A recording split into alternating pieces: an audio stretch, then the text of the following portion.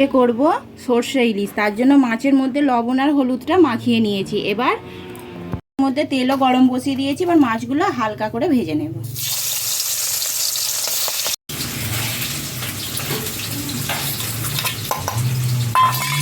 এবার সর্ষে আর কাঁচা লঙ্কা নিয়েছি, একসঙ্গে বেটে নেব।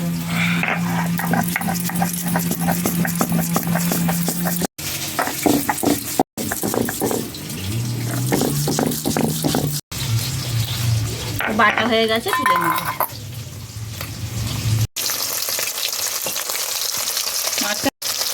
মাছটা হালকা করে ভেজে নিয়েছি, এবার একে একে তুলে নেব।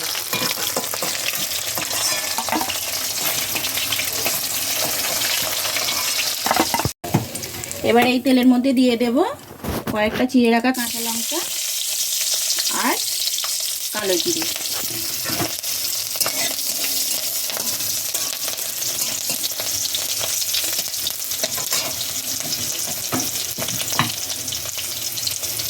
এবার এর মধ্যে দিয়ে দেব হলুদের গুঁড়ো,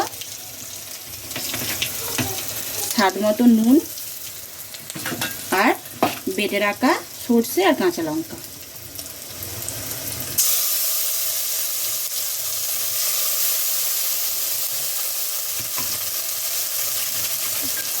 বাটিটা ধুয়েই অল্প একটু জল দেব, দিয়ে মশলাটা ভালো করে কষিয়ে নেব।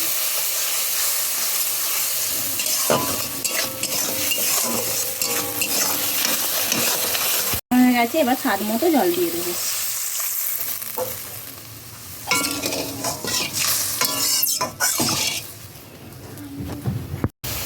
ঝোলটা ফুটে গেছে, এবার মাছগুলো দিয়ে দেব।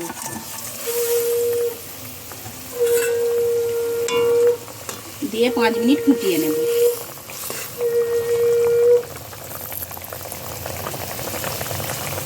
আর অল্প একটু সরষের তেল দিয়ে মাছটা নামিয়ে নেব।